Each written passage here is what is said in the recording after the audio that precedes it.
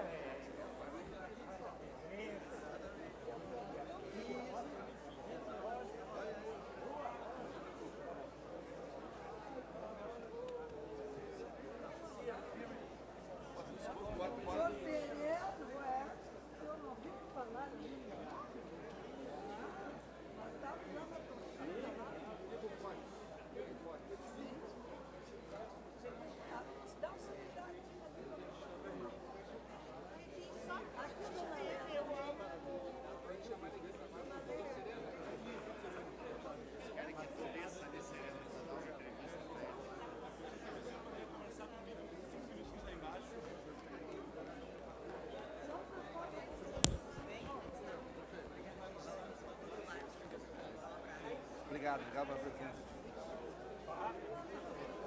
Rosa falou com a Marlene também?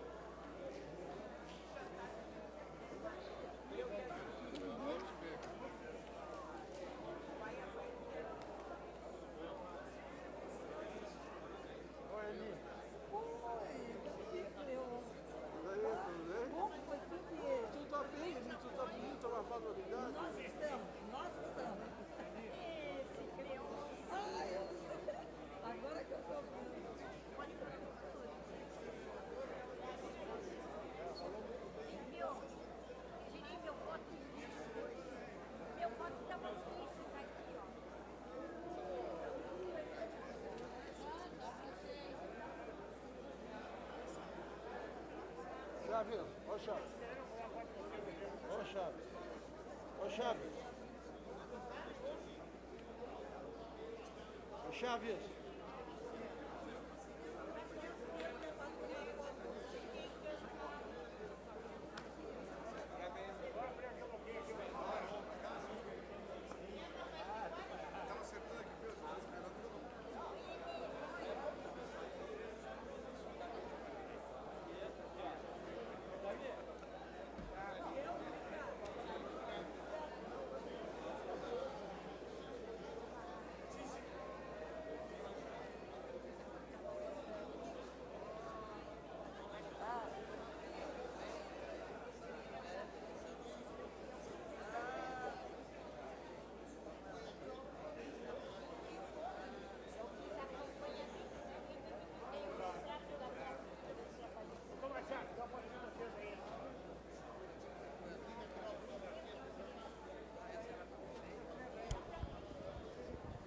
Daí, rapaz, missão cumprida.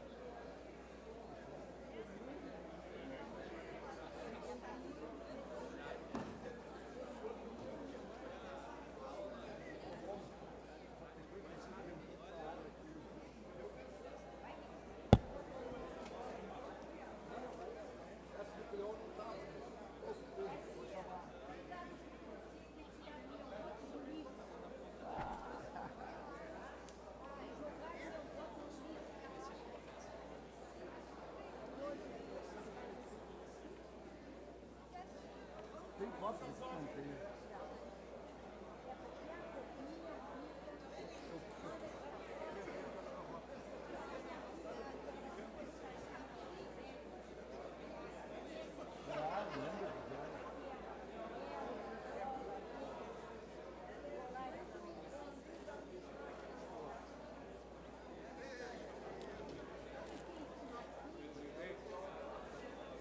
Deus nos abençoe. E aí, gostou? Ó, fantástico. É só. Foi bom, né? Cumprimento, tá? Beleza.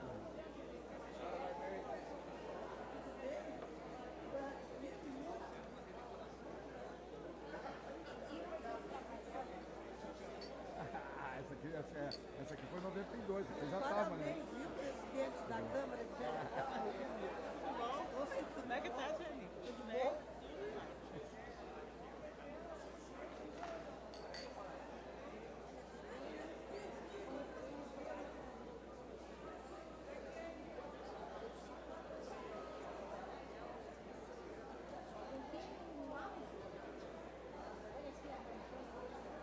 Tu não tem meu santinho? O meu santinho também tá lá? É, que legal. Eu, Copite, ó, disputei os meus também, ó. Não é, aquela aqui, ó. É que você quer uma amizade de... Quantos anos já é? 30 anos. Eu vi a Rosa. A Rosa tá aí, a Rosa tá aí. Comentou a Rosa. Tô matando a saudade, Pedro. Quero, mas eu não quero ficar com isso aqui, ó. Isso aqui é um documento meu. Eu vou pedir alguém no gabinete para tirar o xerox.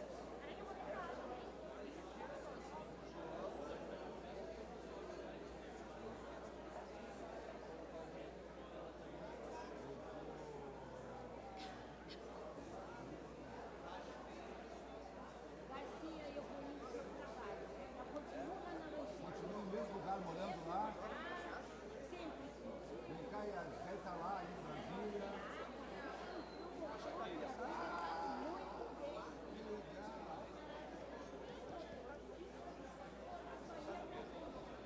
É verdade, né? Mas no beijão é bom ver, te rever, né? Eu fico contente com você. Todas as andanças sempre tu olha. Mas muito obrigado. E a família do meu filho lá é tua. Eu sei disso.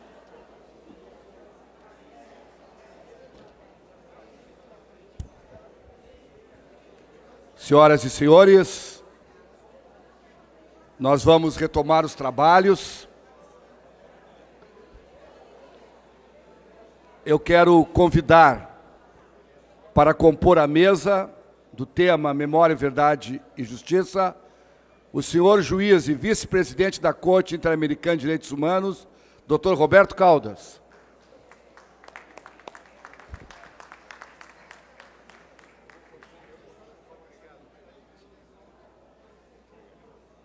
Convido o senhor Procurador Federal, Dr. Ivan Cláudio Marques.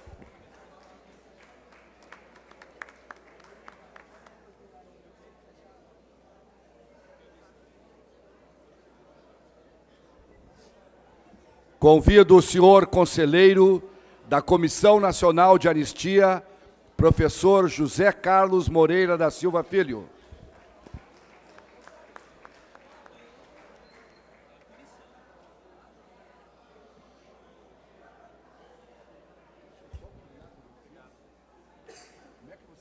Como é que vocês pensaram as falas aqui para gente?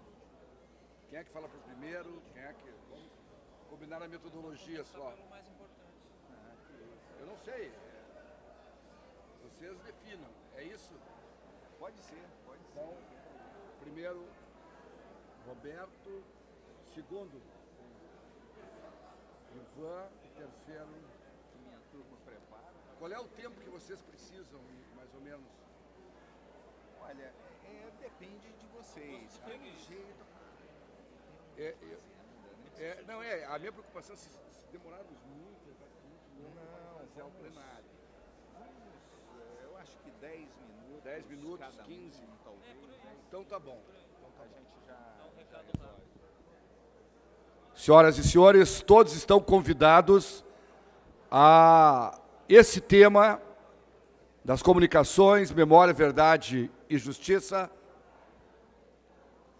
E de imediato eu convido o senhor juiz e vice-presidente da Corte Interamericana de Direitos Humanos, Dr. Roberto Caldas, a utilizar a tribuna. Por gentileza.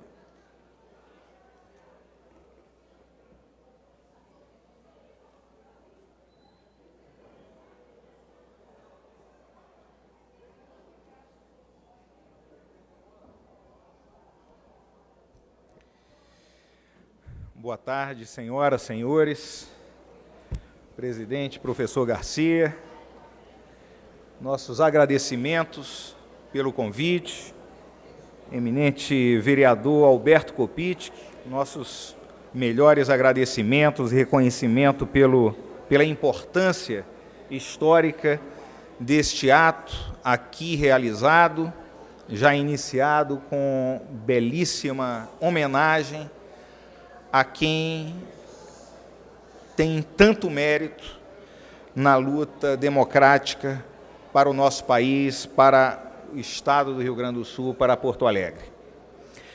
Cumprimento meus colegas de mesa, Dr. José Carlos Moreira da Silva Filho, da Comissão de Anistia, Dr. Ivan Cláudio Marques, Procurador da República, membro da Força Tarefa do caso Guerrilha do Araguaia.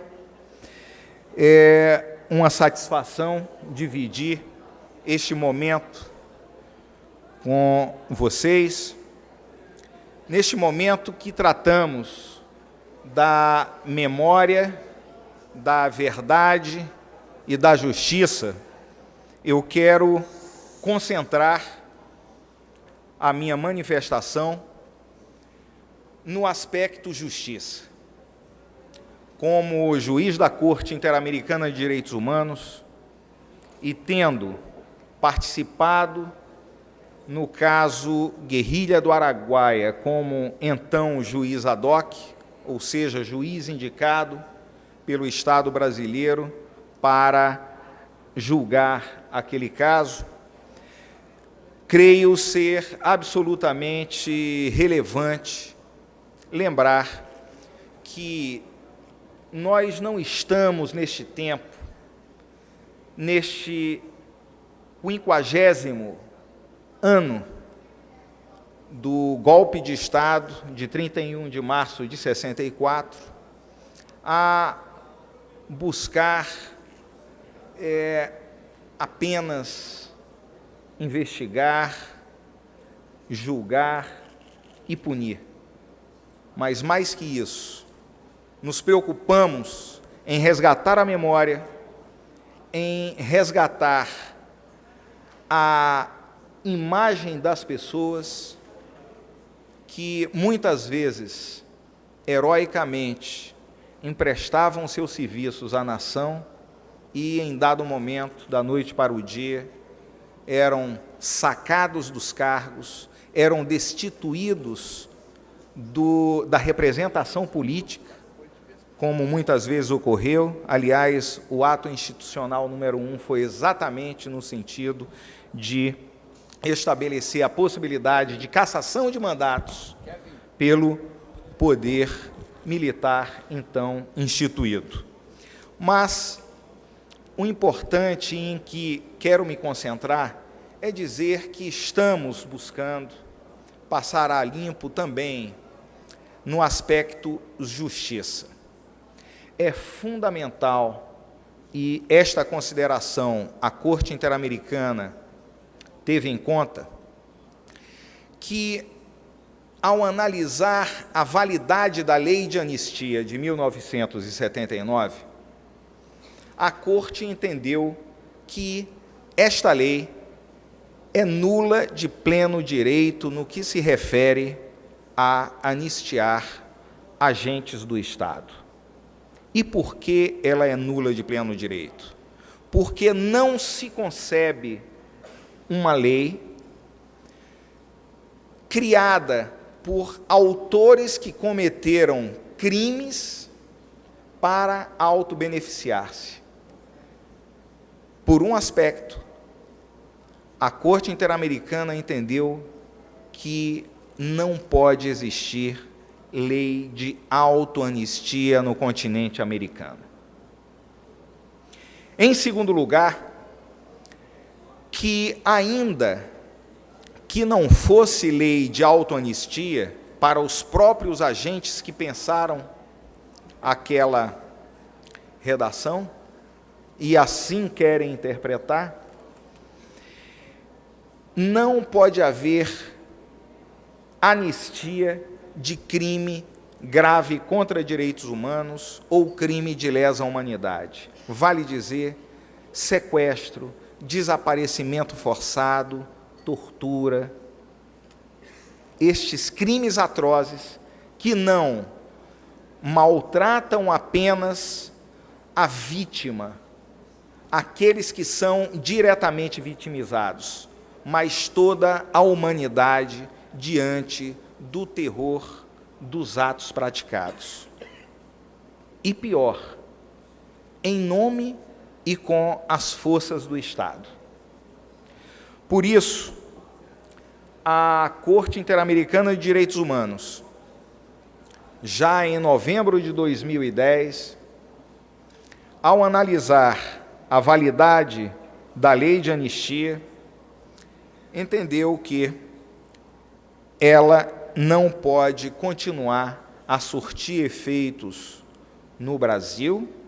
Aliás, na linha jurisprudencial que já vinha adotando em relação a outros países, com a contribuição, aliás, de um juiz brasileiro que me precedeu, o juiz Antônio Augusto Cansado Trindade, que hoje é juiz na Corte da Haia.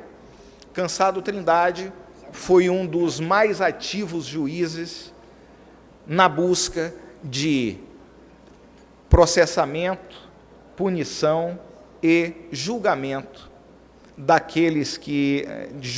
e punição daqueles que cometeram crimes contra direitos humanos, crimes graves contra direitos humanos, quer no Peru, no Chile, enfim, em diversos países da região, Guatemala, El Salvador, de forma que foi se consolidando uma jurisprudência que permitiu chegar ao caso Guerrilha do Araguaia, em que, por unanimidade, a Corte Interamericana de Direitos Humanos, por 8 votos, porque eram 7 titulares e mais a minha presença como juiz ad hoc, por 8 votos, entendeu que a lei de anistia não pode continuar valendo.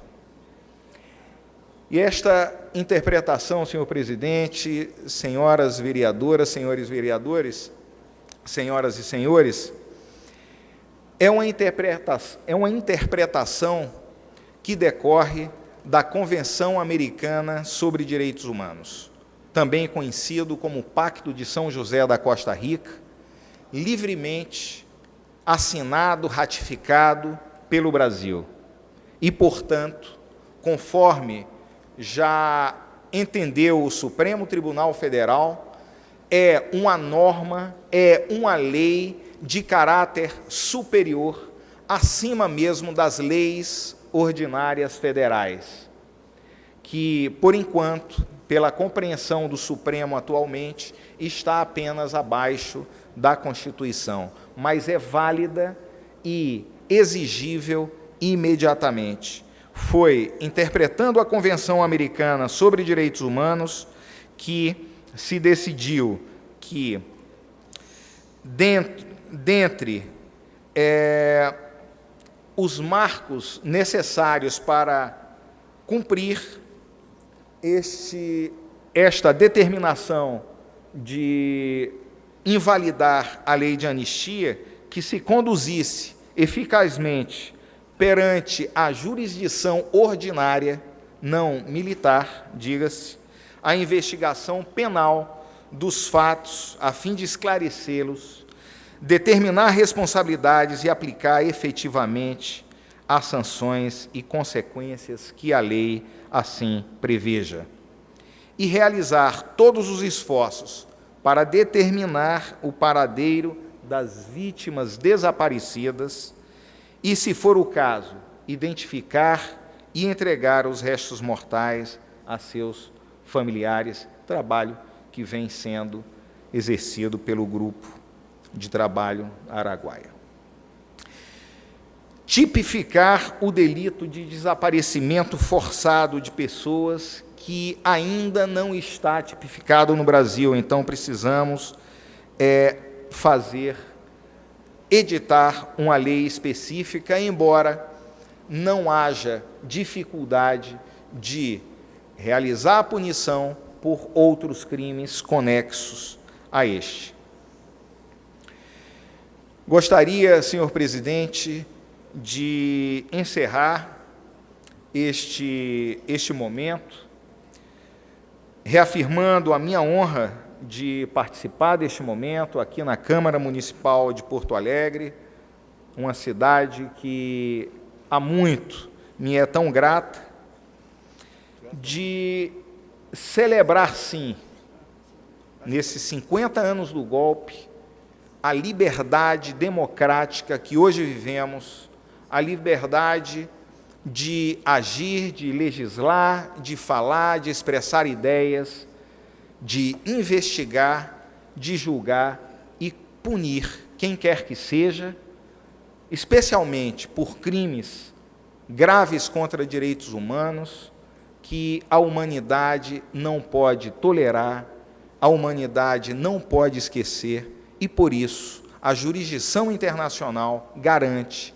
que estes crimes não podem prescrever e não podem ser anistiados. Muito obrigado.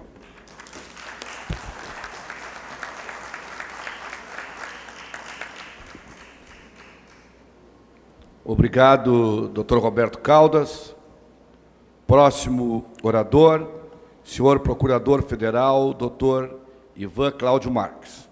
Por gentileza, pode ocupar a tribuna.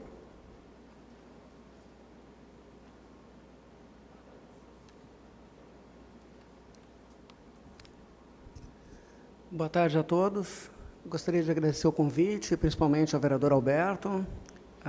Acho fundamental esse espaço, esse momento, para falarmos sobre o tema.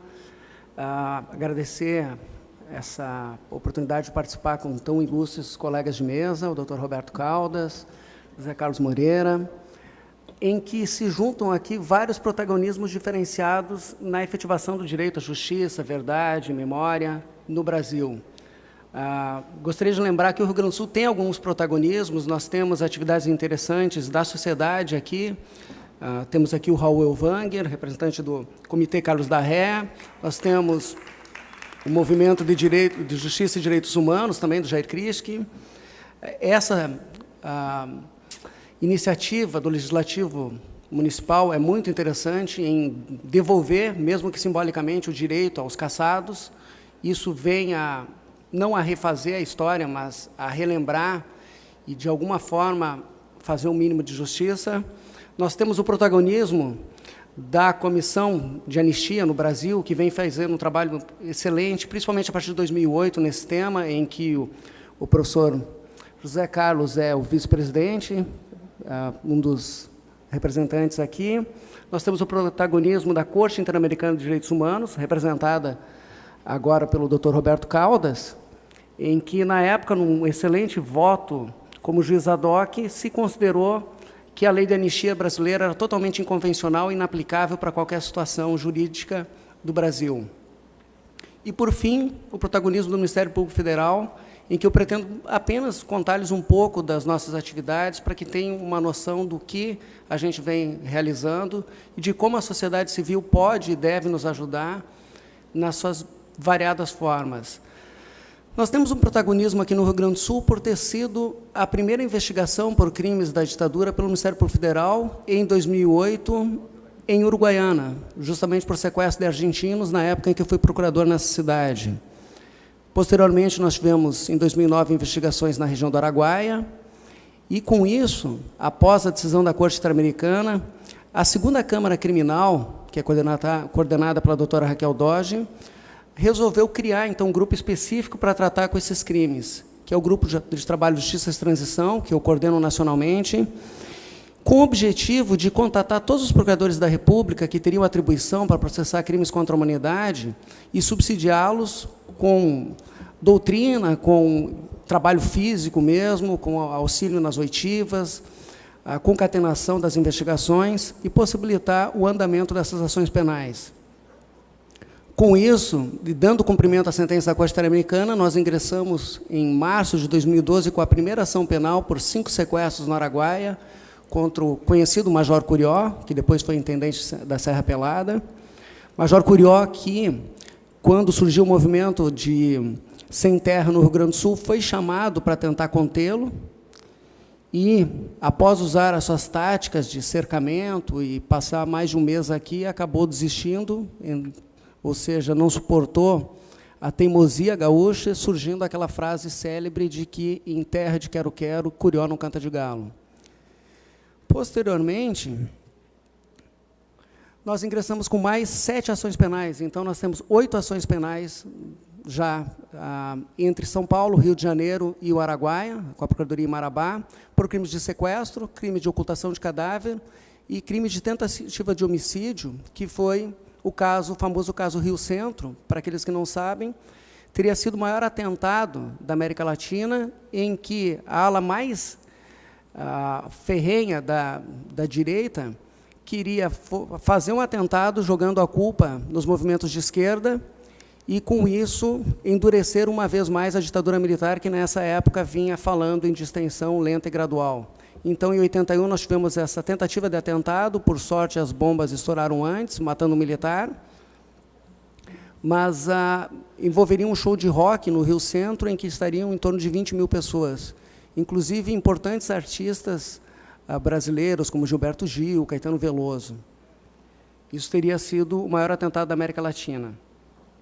Bem, além disso, nós tivemos alguns reveses também no Ministério Público Federal, com arquivamentos que, de fato,